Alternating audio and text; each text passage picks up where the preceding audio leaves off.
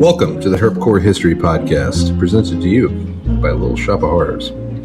Feel free to reach out to us on any of our social media platforms for any of your feeder needs. All right, let's go ahead and get into this episode.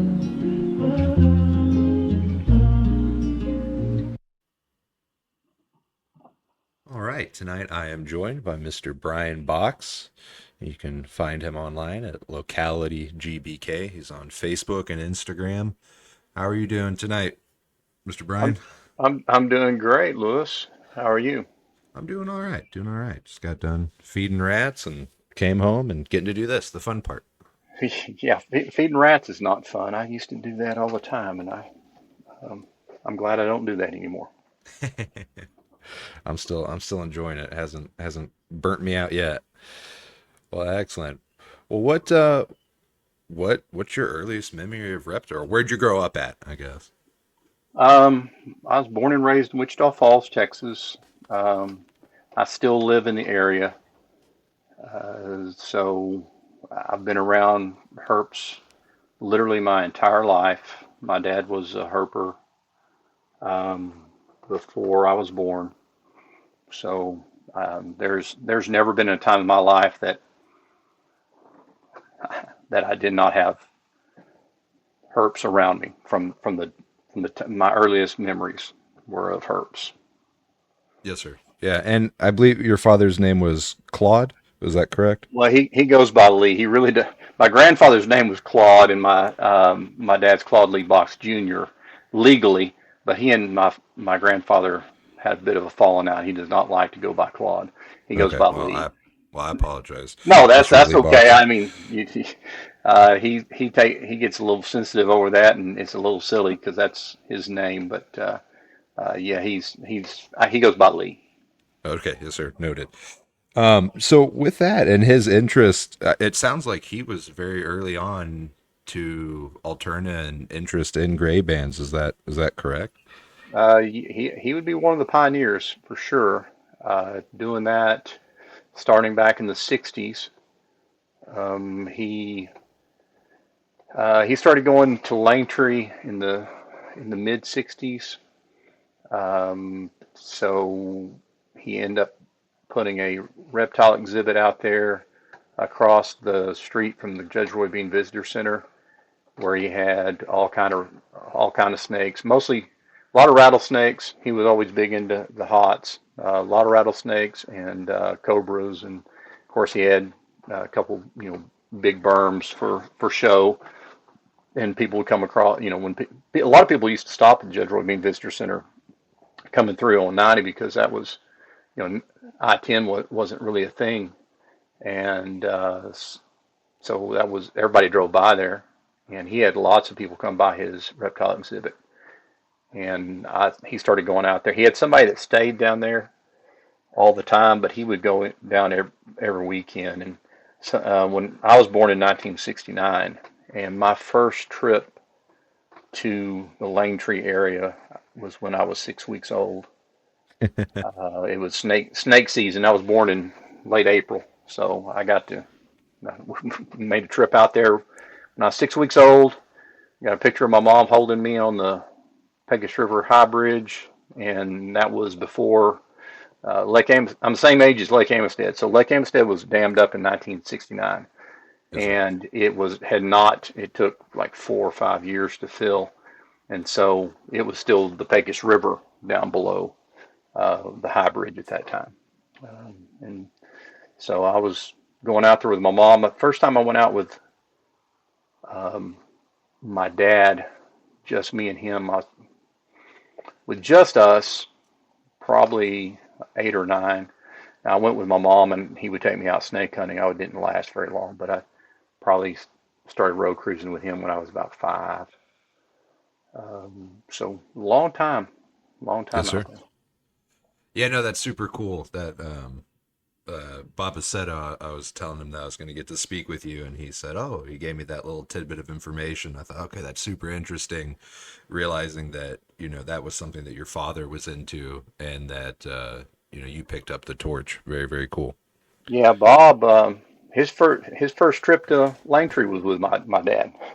Um, he I think that was quite a memorable trip. I think they found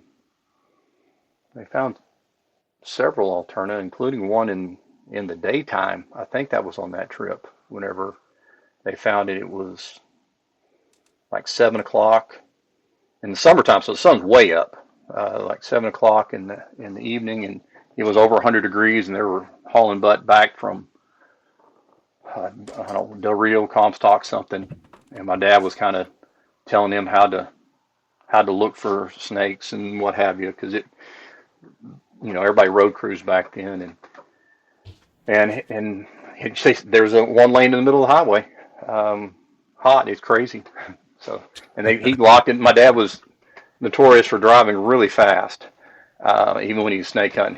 His idea was the more ground you cover, the more you find. But I mean, he had no idea that they were going to find an alternative that time. So he locked him up. He drove um, a four-wheel drive van that he converted himself, and it was pretty famous out in the Langtree area. And he locks it up, and they jump out, and they run back there, and he's looking everywhere for it, and um, Bob goes, "There's no snakes out here," and he was walking back to the truck. My dad turned around, he's got that snake in his hand as he's walking back to the truck. So, yeah, I've known Bob a long time. Yes, sir. Yes, sir. I'm very much so I really like Bob. Bob's a great guy. He is a good dude. Good guy for sure. Well, that's Another so. fellow coach and teacher, former coach and teacher. So, Yes, sir. Yeah. Yeah. One of my a story for another time, but yeah, one of my most memorable, most important Alterna hunting memory I got to share with Bob Aceto, and that was, that just completely shifted my mindset on everything gray banded wise and just the way I thought about it. So very important person in my life with him for sure. That's so cool. Do you know how him and your dad got connected? oh, no idea. I don't. Um, I have no idea. I mean, I know that if I remember correctly, he flew.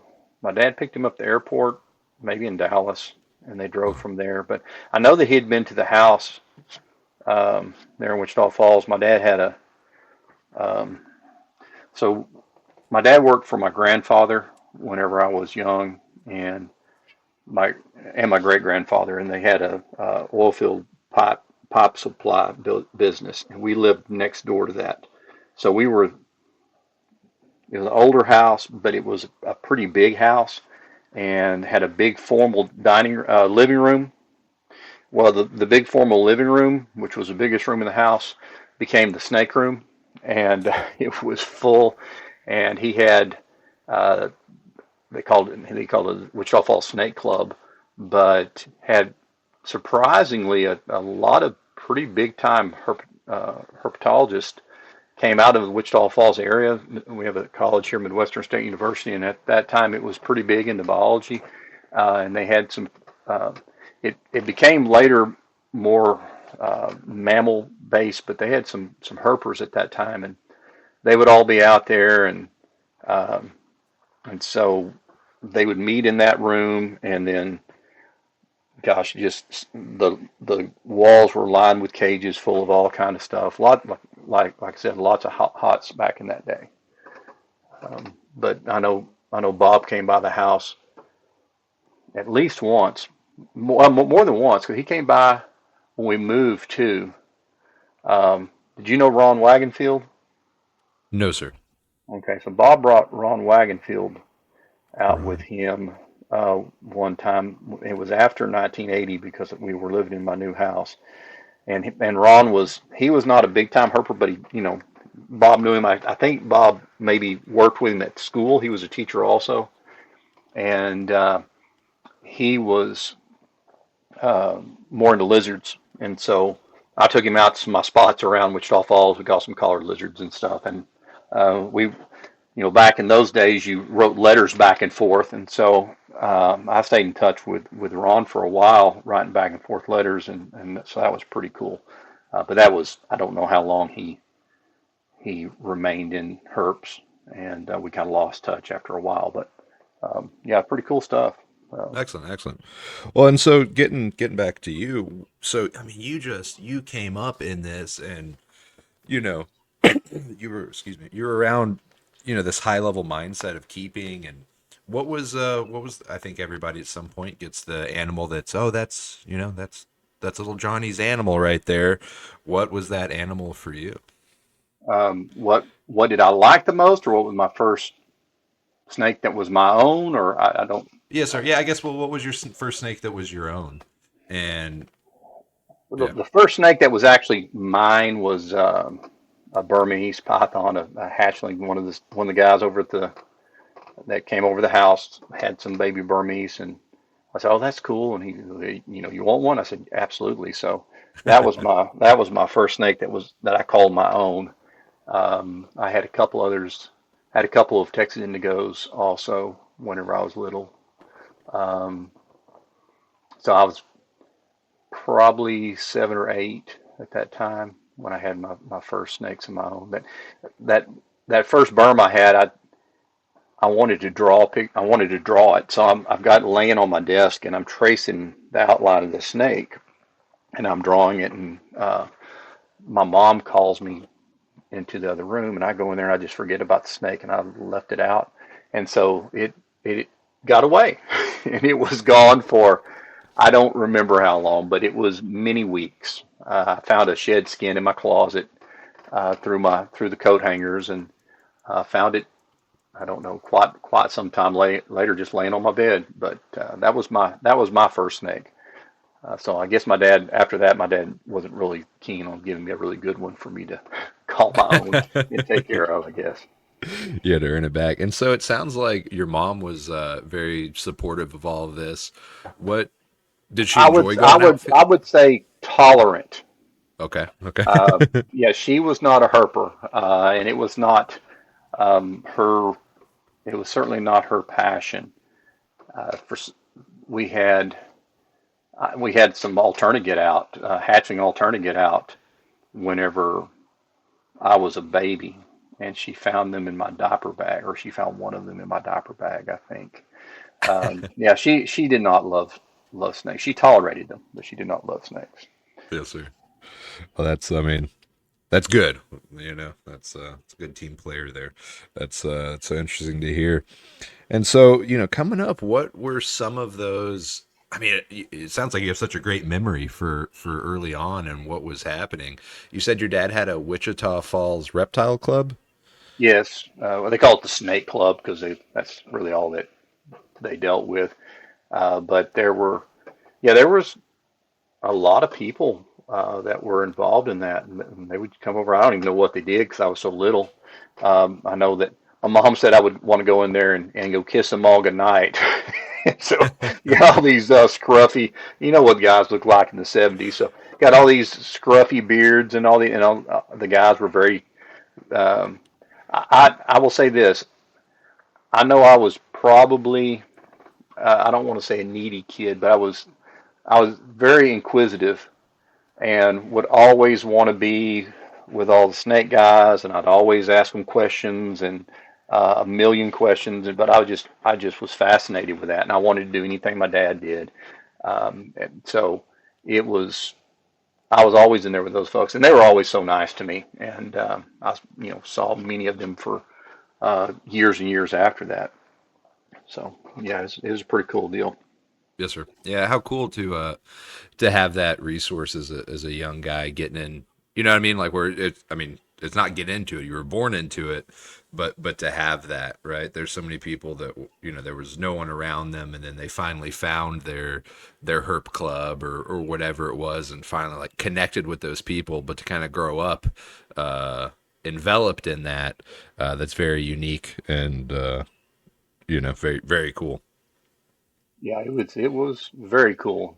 That's like snakes and herps and just critters in general were my passion. We had all kind of stuff when I was a kid. We had a big turtle pit at my house that we kept box turtles in, and I loved going out there and feeding the turtles every day. And I've still got a scar on my nose where one bit me on the nose because I think I was 3 years old. I picked it up and getting a really close look at it. It reached out and grabbed me on my nose, and my mom freaked out and grabbed it and yanked it off my nose. And I still have the scar from that. We had all kind of stuff. We just kept animals. I had a pet deer. Um, we raised squirrels, orphan squirrels, and um, just everything. It was I didn't have a lot of kids that lived around me, but we had a fair bit of, well, my grandfather's place was big, and so I had a lot of room to roam and play around. So I would go out and catch snakes out of the yard. We had quite a few. I had a lot of checker garters and yellow belly racers were very common. Prairie king snakes, Texas rat snakes, just in the yard. And we had a mouse house in the back that, that was not sealed exceptionally well, and so there would be snakes get into the mouse cages. You go out there and you find a full caligaster in there that ate enough mice it couldn't get back out of the wire. So It's funny.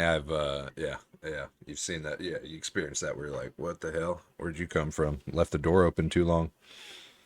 What are you doing here? yeah, they can smell them.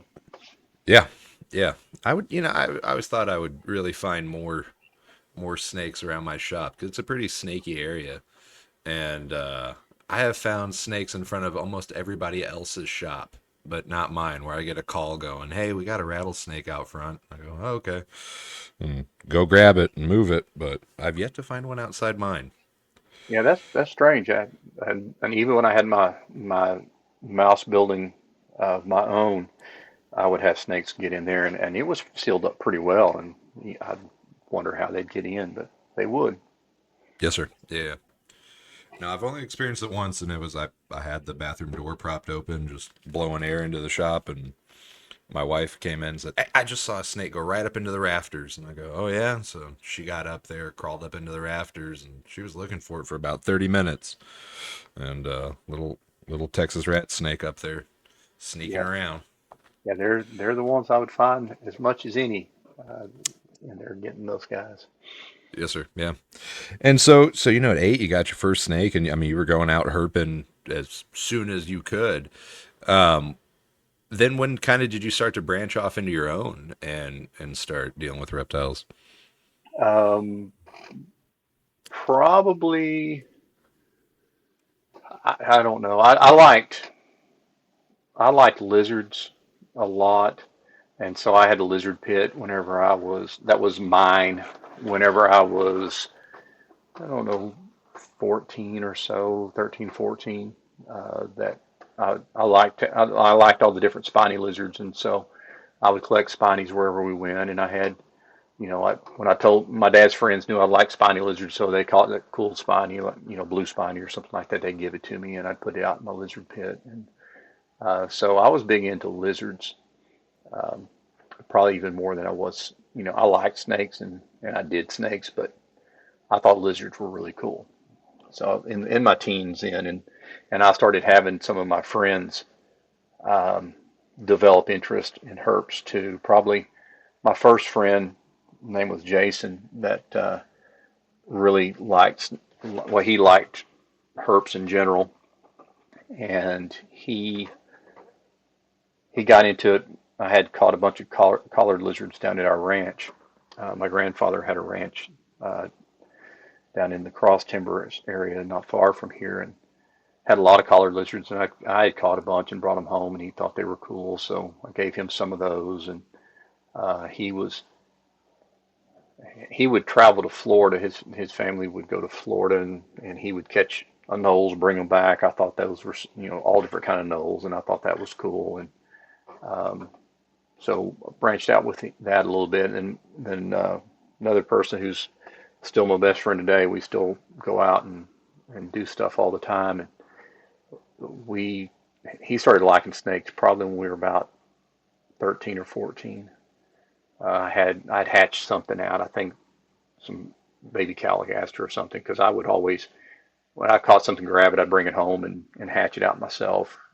So I would, my dad would let me, if I caught it, I could hatch it out, do whatever. So I hatched out a lot of stuff on my own. And so that was one of the things that I hatched out. And Scotty thought that was pretty cool. And we started going out. We started, we call it critter hunting because we'd go out after school and go around my house. I'd moved into a new house that had some other kids around. I mean, they weren't real close, but they were fairly close, and we had a lot of land around here where we could go. There was an old house not far from here, and I'd go flip stuff there. And there was a hill that had rocks. We'd flip, and we'd find all kind of stuff. And we just called it critter hunting because we didn't have a target. If it was alive, we would find it and catch it, and a lot of times bring it home. So I had a tank that I kept full of crayfish and um, different sunfish and things like that. I would catch when I'm dip netting, and then I just like being outdoors and catching everything. So as far as snakes go, that was just one of many things I was interested in whenever I was in my teens, I guess. Yes, sir. And, I mean, that makes sense, right? And I think that's something that comes with, especially in modern day kind of keeping, and that's something that comes with time, right? Where you get into keeping the animals, and then maybe you get into field herping, and then being into field herping leads into an interest in the weather, and then plants, and then rocks, and it spreads out into this, multifaceted thing where it all for me and many people, right? It just doubles back to, well, I'm trying to get better at finding snakes, so I'm going Oh, to pay attention absolutely. to Yeah, all this other I'm a stuff. naturalist, and of course, I taught science for 25 years, and so all of the stuff that I grew up wanting to know about, whether it be moon phases or, like you said, geology or plant associations or um, everything that's involved, whether everything that's involved with finding herps, the more the better you are. I would I was a map nerd from the time I was a little kid. Um, so growing up in Langtree, basically, we would, of course, spend a fair bit of time there at Bill Chamberlain's Exxon station. And back in those days, you got free maps. So they have like these racks with maps of all the different states and stuff. And I would go in there and get one of each of them. And I still have a map from 1975 that I would, every time we would go anywhere, I'd have my map out and I would mark every place that we went. I knew how to get everywhere from the time I was a little kid. I just studied those maps, and when I got older and had my own house and my own snake room in the 90s, I I had big topographic maps, and I had a wall in my snake room that was topographic maps of the Trans-Pecos, and I had literal pins pushed in there of all the places I've caught Alterna. Uh, it was pretty cool. And Very cool. so you in those days, it's if you wanted to find a spot, you'd look on a map and then you would drive it to see if it was really a decent looking spot. So every time I would go out west, I would take a different route um, and take notes and what have you on the what the rocks look like. And of course, I studied the roadside geology of Texas and roadside geology of New Mexico, and knew what all the different cuts were and what they were made of. And um, yeah, you're right. I've got every field guide you could possibly imagine. And from the time I was a little kid, when we take trips to West Texas, I had a book in my hand the whole way, and I would ask my dad questions on the whole way. So, you think we might find this? Oh, could we find this? And I'm sure he got tired of hearing that, but that was me. Yes, sir. But also cool, how cool to be, right, to be so passionate about something, and especially right now with time looking back on it so early on, and then to have, your son be as equally passionate about it. I think that a lot of people dream of that, and so to have that is very very cool, and I'm sure I'm sure that was refreshing at points, because we've all had those nights where we're like, oh man, nothing's moving, this is dragging, and then to have that, young guy there, energetic and just pumped up about it, it saves the night sometimes. Yeah, I would bug him to go out all the time. I love being in the field. I still do. I mean, I'm a field guy first, uh, and I always have been. I love being in the field. Yes, sir. Yeah. And so early on, your dad was keeping Alterna and producing Alterna. Is that correct? Yes, he was one of the first people to produce them in captivity. Um, I know he was breeding them in the early 70s. And of course, it's a lot of, when we say breeding at that point, he was catching snakes and then putting them together. Uh, so it wasn't like he was perfecting the cooling and all the husbandry of it. He was just catching a lot of snakes. And so he would just catch a male, catch a female, put them together, they breed, and he'd get eggs. Um, as far as he probably wasn't until really the later 70s that he was actually raising stuff up and breeding stuff that he had produced himself instead of just stuff he had caught. But yeah, Interesting. I was always. It's funny because I'm such an Alterna guy now, but I was. I just got tired of them because I saw my dad was a Langtree guy, and so you just had all these things. They'd hatch out, they all look the same, and it just yeah. And I wanted to see alternamorphs, and of course, it's not easy to find an alternamorph there around Langtree. My dad's never found one around Langtree, and he's got a lot, and I like to see the variety, and it just wasn't.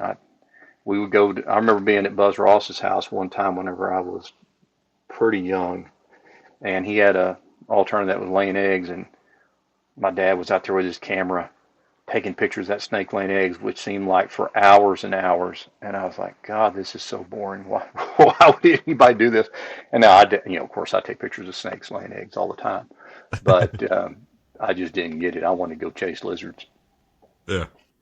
Well, I think that's so funny, and then also too when I think about a Bryan box animal, I don't right. I don't think of a Blair's phased animal. I think of a very hectic patterned alternative phase animal. So I guess that's kind of where that started from. Oh, certainly. I mean, of course, I've got a lot of Blairs, but um, I prefer. I mean, it's hard to beat just a classic light phase Blairs, but I like different. I want snakes when they hatch out. I want it to be like Christmas, have no idea what they're going to look like. So that's why I've gravitated to some of these other localities. I quit hunting around Langtree probably 1992, um, and then or 93 probably last time I really caught one in Langtree was in 93, and or in Valverde County in general, and then just started kind of working my way west. Yes, sir. Yeah. No, that's right. It's so funny. I always like teasing the older guys that I go herp with about Blair's phase, and there's some real diehard Blair's phase fans, and I am too. I keep plenty myself, but yeah, definitely alternative phase is what gets me excited, and I found a few Blair's phase, and that's cool. And now I want to try to find more alternative phase, and so Yeah, I definitely didn't find relatable. my first alternative morph until 1993. The first time I found alternative morph, and that was pretty cool. I was pretty stoked, and my dad was with me, so we found it together. I hear people talk about how many alternative they found, and I don't know exactly how you go about counting that because things have changed now. A lot of these younger guys, you got a group of six guys out there, and somebody finds one on the other end of the cut, they all claim it, which we didn't. We were cutthroat, man. We didn't. We were trying to.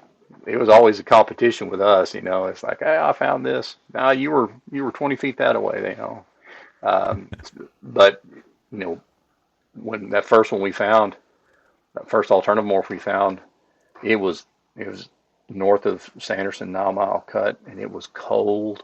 My dad was driving, and we were spotlighting, and we had the heater on, and everybody else had already gone home. It was in the low 60s, and spotted that no orange alternomorph up on the what a lot of people call the boy cut, the one that's further south, unopposed cut. And Yes, we ended up finding two more that night. It was a great night. Got me hooked on heading a little bit further west. yes, sir. Yeah. No, and that's and something you brought up earlier that I want to make sure we kind of double back to and talk a little bit about is you were saying that you guys would stay at the Chamberlain's Motel. What was it like interacting with them, and what was their did they keep animals, or did they just catch and sell? Well, when we didn't start staying there really until probably the 80s because we had a travel trailer down actually in Langtree proper. But we would always, I mean, that was the only place you went to go get. Well, there was actually a Texaco across the street. So um, you had Bill had the Exxon and they had a Texaco, but all the herpers went to Bill's because it was the herp place. And we stayed in the little motel he had behind his house quite a few times.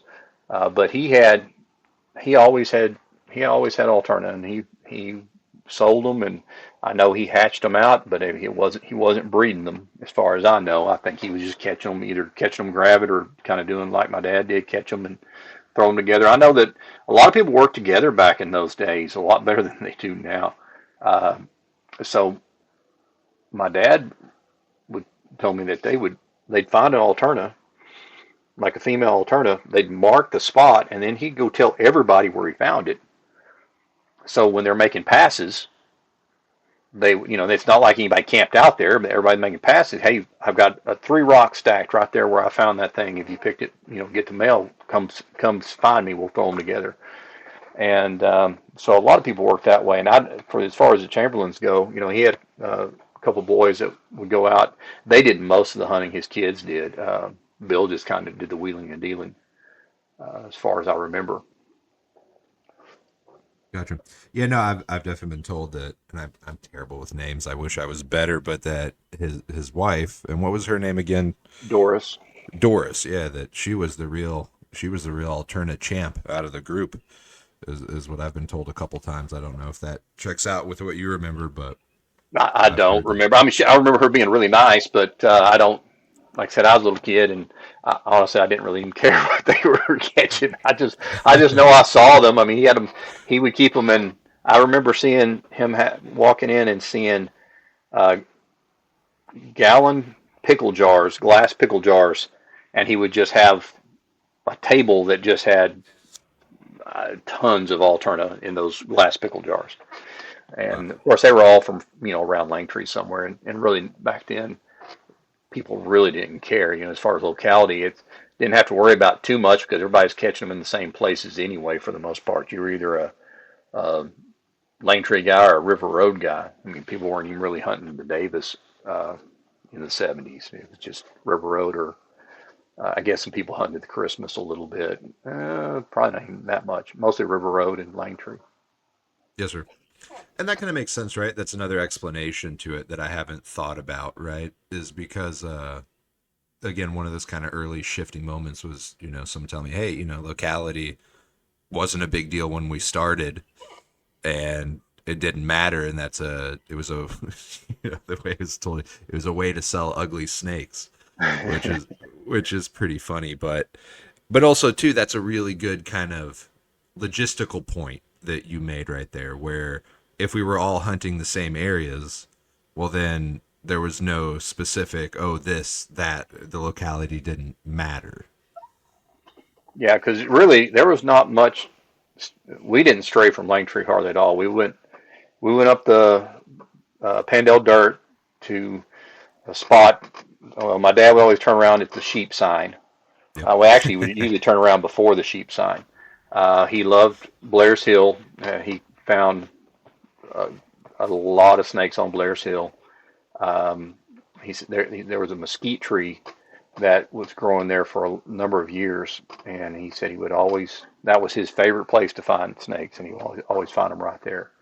Um, so there, and you just go a few miles east and a few miles west, and then when you get bored, you drive the loop, which is not great habitat. And I remember finding a couple off the loop, and there's a little road that come off the side we call Tower Road because it went to a radio tower.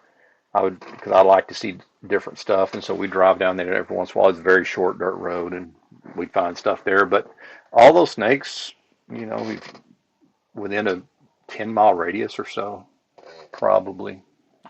If you draw a pin, up the dirt road a little ways and uh, made a circle, it'd be about a 10-mile radius where almost all those snakes are being found. Yes, sir. Yeah. No, very, very interesting, and it's cool too to hear kind of the collaboration that was there early on, and that makes sense, right? If there was, perceived as so many or so few animals, then it made sense to work together, and how that bettered everybody's odds. Well, I don't know if it's few animals. They caught a lot of snakes back then. Yes, Um, sir. there was, I mean, it was, you go out there and there was never a time where we said, "Oh man, we got to have a couple days after a rain or whatever." We just would hunt and find them. It was there was none of this timing it out, and we'd always go during the new moon or pretty close. But there's never a deal where you're worried about the moisture levels or anything like that. You just went and drove and hunted, and people found them and found them in good numbers. I mean, we weren't even when I was little. We didn't even spotlight. We didn't start spotlight until I was probably close to the mid '80s, Yes, sir. early '80s. Um, the road was a lot different though. So the old 90 had you had the paved part, and then it dropped off to a gravel shoulder, and you hardly ever saw any on the pavement part. It was always on that gravel shoulder, and they'd hit the shoulder, and a lot of times they just crawl along the edge because they didn't really like to get out on the road. I think that's probably why people don't find as many on the road now. Um, Plus, I think there's a lot more petroleum-based asphalt, and then they're all the way through the shoulder. Because I know quite a few people that have found alternative crawling along the edge of the shoulder in the little gravel that you can't even really see, kind of like they did back when 90 was there in a different capacity. Because we used to drive old 90. So when they built the new highway, we'd go over and we really liked hunting the old Highway 90. It's all behind fences now, and you couldn't drive down it probably anyway because all the grass and stuff has grown through it. But Yes, um, sir. it's just different. Yeah, just last year I got access to a piece of property that had a portion of Old 90 on it, and just the countless days I've spent driving by looking at those roads going, "Oh man, Old 90, look, it's right there, right behind that fence." And to finally get access to one of those pieces of property and get to walk that where the cuts are just, I mean, they're right on the road. Oh yeah, It's not like it is now where there's however much of a gap in between. They were right there. And yeah, very much so overgrown, but that was a dream come true to get to, walk up and down that little stretch. It's probably about maybe 400-yard stretch, and just super cool, super cool. yeah. That's I always would talk my dad into doing the old 90. I always liked doing stuff that everybody else wasn't doing. So just keep me from being bored while I was being out there. I was a kid. I had short attention span. So Well, yeah, but I mean, but do you think about the value in that, right? Where, especially saying, "Hey, I was going out and I was interested in maps, and so I took a new route every time." That it took me 10 years to find my first alternate, and every year we did something different, and until finally we started kind of honing in on what we need to be doing, and but by that time we had been everywhere that we could possibly think of. And so then you have that, okay, I know what the temperature is going to be here in this area at this time. And then I know what it's going to be over here. So I'm going to plan my night to start here and end there because of the temperature variant or whatever it is, weather conditions that you're working. So how valuable that was, to you as a successful field herper. Yeah, of course, a lot of things I was taught whenever I was a kid, I found out later that alternative don't really like to follow the rules, or at least the rules set forth by the old folks. Um, I my dad would if it starts raining, you stop, and I took him out, and we found a alternative during the middle of the rain, and yeah, I think it was a full moon night. Of course, you couldn't see the moon because it was raining, but I talked him into going. This was not even that long ago, it was probably 10 years ago. And he goes, "Oh, we're not going to find anything." I was like, "Yeah, you're sure not going to find any if you don't look." And then, of course, we go and find one. Um, but yeah, it's crazy, And I've been very fortunate because I did like the end up getting into the academia side of all this. But growing up, we were just in the field. We just liked snakes, being in the field, and I love reading books and learning that way. So I learned in the field. I learned from people who've been doing it a long time because I got to meet just everybody out there, and I wasn't afraid to go up and talk to any of them and ask them questions. And I had, of course, a lot of those guys would just give me cool stuff because they knew, especially the lizards. They knew I liked lizards. They give me alligator lizards and all kind of cool stuff. So yeah, I'm very fortunate. Very fortunate. Yes, sir. And so as you got older and moved on with your life and started, so you went into teaching? Yeah, I didn't go into teaching until a little bit later in life. Um, I got a really thing that changed a lot of my perspective on um, herps and stuff. My first job out of high school, I started working at a pet shop, Jury's Perfect Pets, and got into a lot of the herps that we were getting into the pet shop, and then um, stuff coming in. I could get stuff wholesale, and man, it just kind of I met a lot more people that were in different parts of the country that were interested in stuff other than Alterna. And so I got into a lot of crazy herps for a while. I say crazy, it was a lot far removed from what I was used to. I started getting interest in Western hognose because at that time nobody dealt with Western hognose at all. They People thought they were toad eaters, and they didn't want to keep them. They make bad captives. And I worked with a lady that was her favorite snake, and so I'd go out and catch hognose for her, and then um, we we had one in the pet shop. It sold right off because everybody thought all the girls thought it was cute, and I ended up meeting some other folks that had Richard Evans out in Lubbock. He was really the only person to do anything with hognose, and so I started breeding hognose, and I kind of got big into hognose for a while. I've bred hognose since '88, I guess.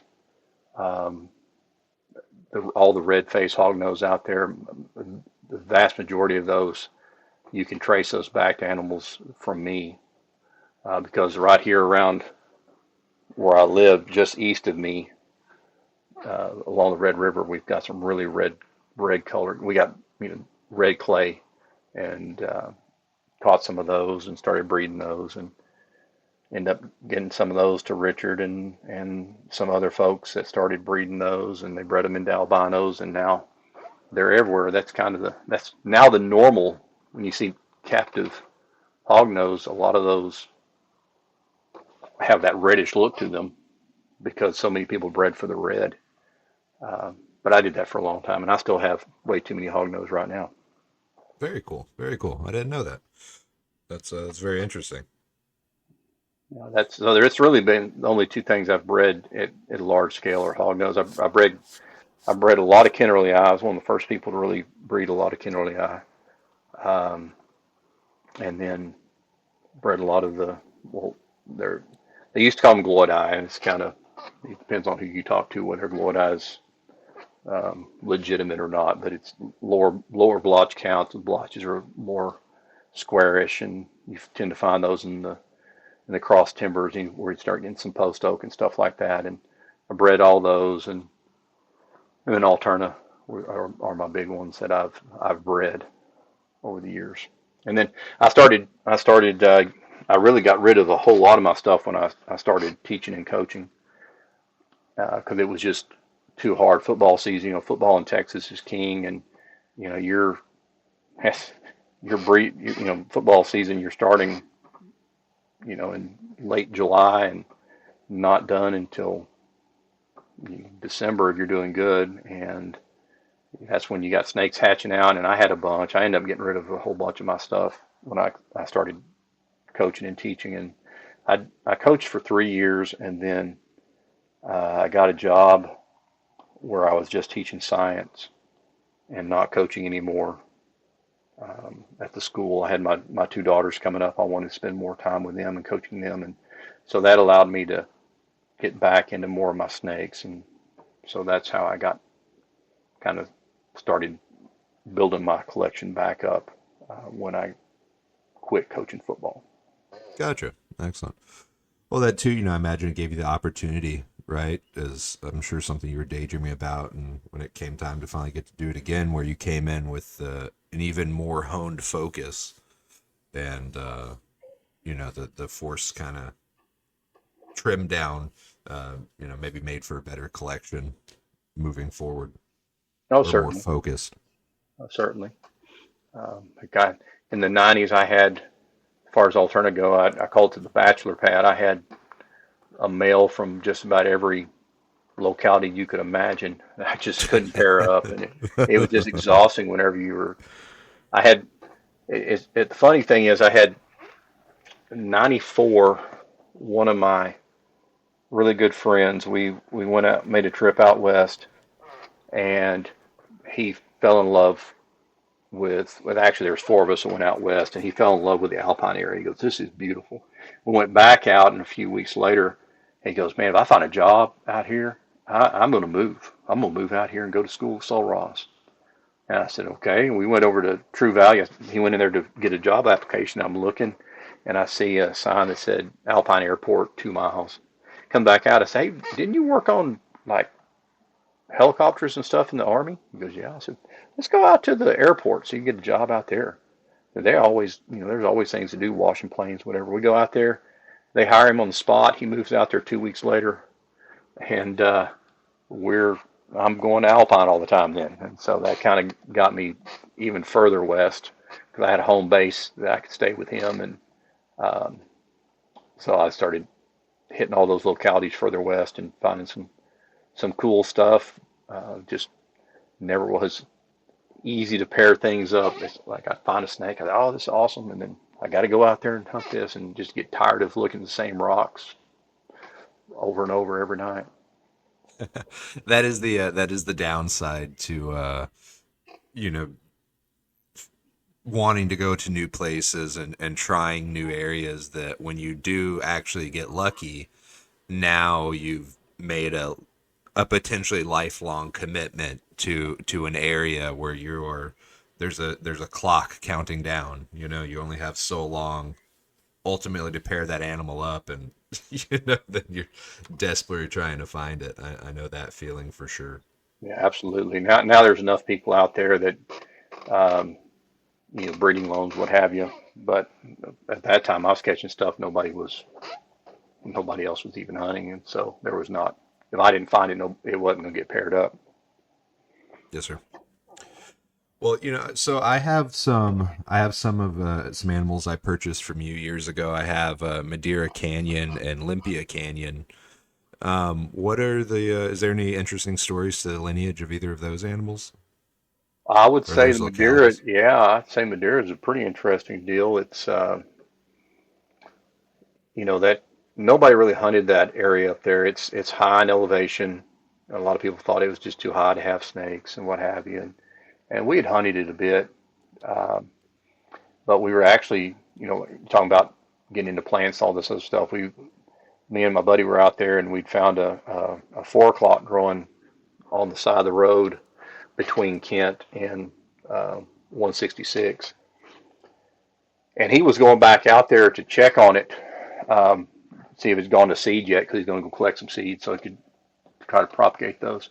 and he had his one of his books out because I mean that's the deal that you're having to key out with some um, with CJ Manual, and so he's coming back. His wife is driving, and it's not even dark yet, and they're driving back through. They just passed Lawrence Wood picnic area, and she's going around that corner, and she said, "Alterna."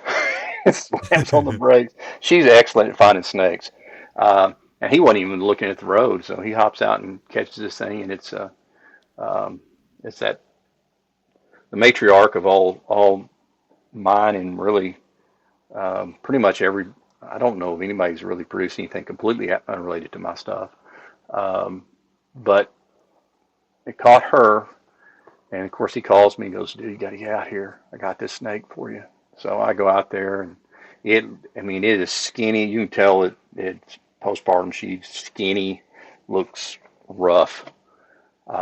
Adult snake, an old snake. So I get her, and then another buddy of mine. I was telling him, I said, "Dude," and I hunted for I don't know several more nights that trip, but I had to get back because I had to teach school. And I told the other buddy of mine, I said, "Hey, dude, it's perfect conditions. I had to leave. I had to get back home." He went out there the night I was leaving and caught a male that was just really nice, a lot of orange. Um, and so I had to go back like the next week and get that snake. And I fattened the female up and bred those. And that first year they produced, the babies were just outrageous. These big, wide orange, on them, and very ornate, and it was a big clutch. Uh, my idiot self decided I needed to keep these speckled ones that it produced, and I sold off all the ones with all the orange, thinking I was going to produce snakes that looked like that every year. And she never did make another clutch that was quite as nice as that first one. Um, and then I ended up catching another male up there, and I ended up getting an additional male or no, an additional female from another guy, and so I had some stuff come in on breeding loan, and put stuff together, and produced a pretty nice little group from there. Um, but yeah, that's a neat spot. And then after that, after people saw those snakes, a lot of people started going up there, and so there's been quite a few caught up there now. I don't think people haven't had a tremendous amount of success breeding those things. Um, for whatever reason, people have a hard time finding males. It's a lot more females being caught than males. The Mooski stuff, I'm all my stuff is from the CDRI cuts, and um, my buddy Scotty. Well, the first one we caught up there. Another friend of mine who had moved out there, and he hardly ever found Alterna. And we're walking that thing, and he found that a real speckled female up there. It was the first one that I got from there, and so that was cool. And then my buddy Scotty had taken his kids up there. They stayed at the Davis Mountain State Park, and he'd take his boys out there, and they never did, you know, grow a lot of interest for finding snakes. So he went out there and found one with his oldest son, and then a few years later he's out there with his youngest son. He had him up on, if you know those cuts right there, they've got that rock wall, and he had him walking on top of that rock wall, so he didn't want him to get bit or anything. And he's probably, I don't know, 10, 12 years old, probably closer to 10. He goes, "Dad, I see a snake."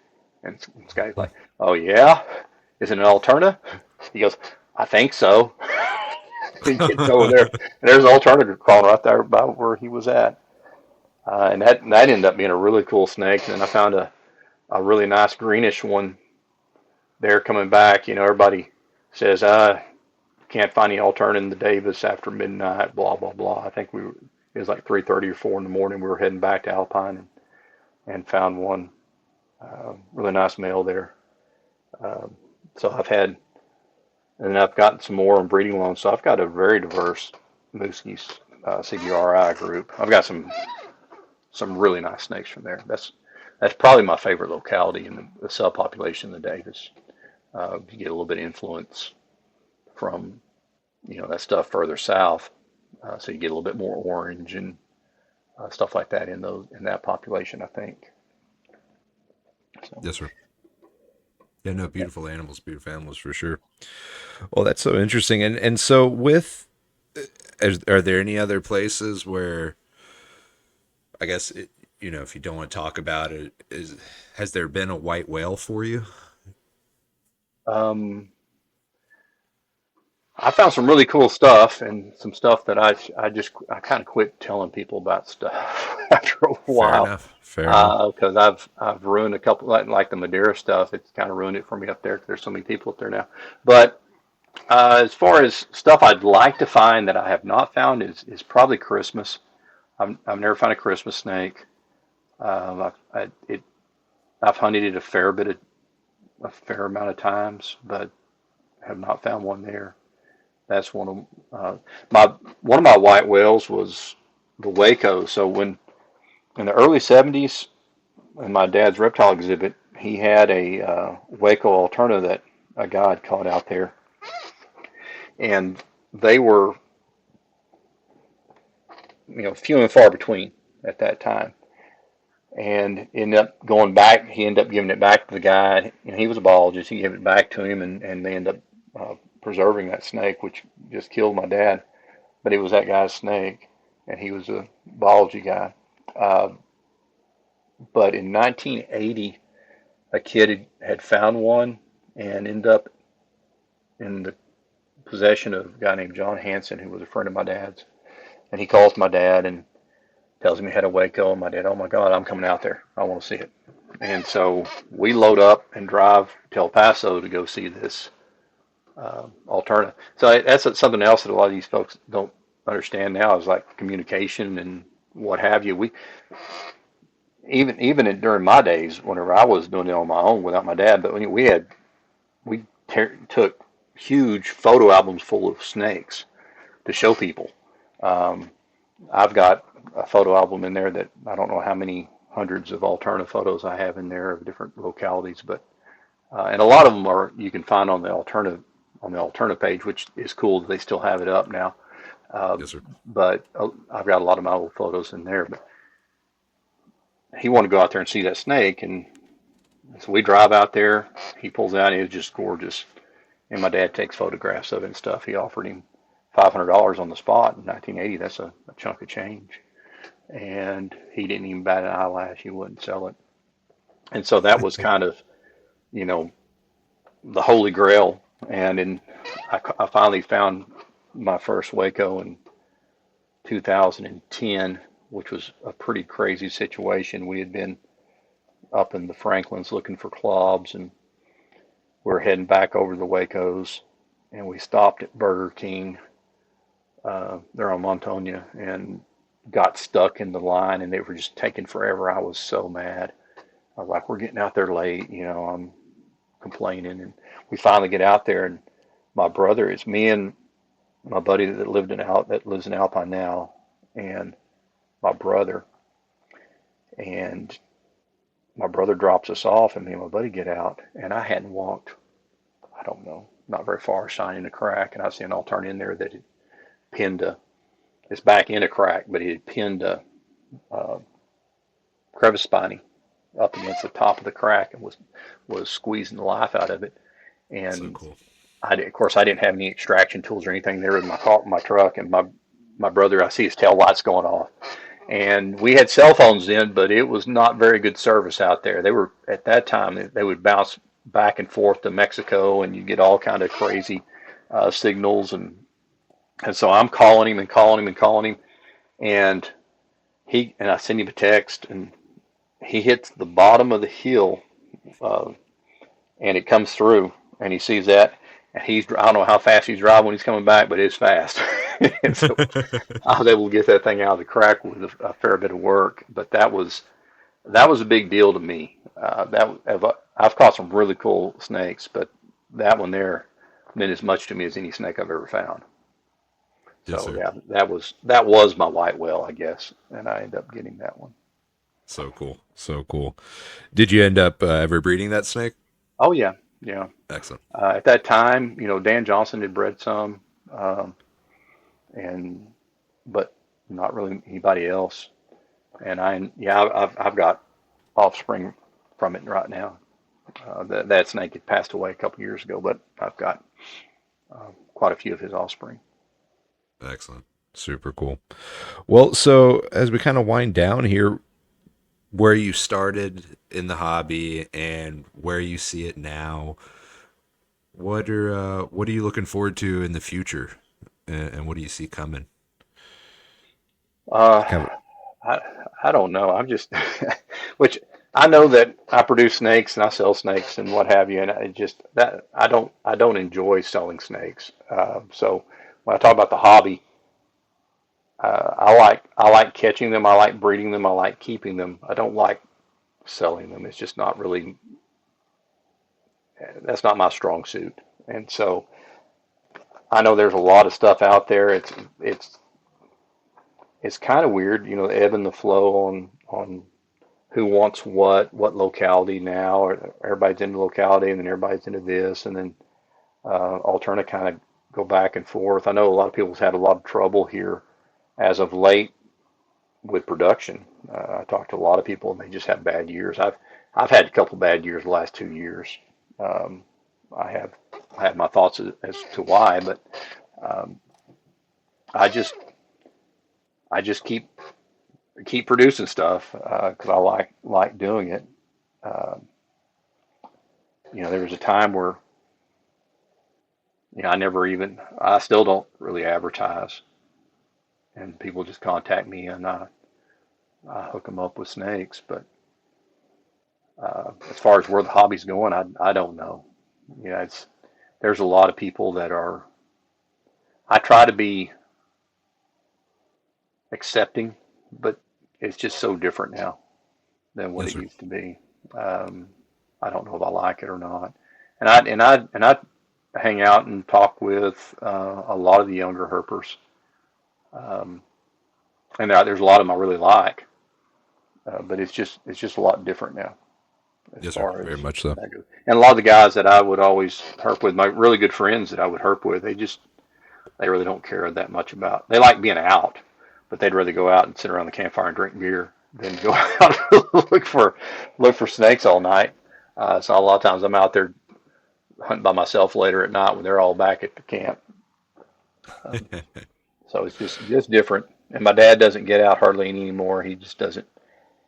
His health is not to the point where um, he's up to doing it. And my brother has got a young kid, and he's a sheriff, uh, and so he's needed in the community a lot, and so it's hard for him to get away. And so I just don't get out as much as I used to as far as herping going. And herping, I'll tell you, it's just it's just been dead. It's just I was spoiled.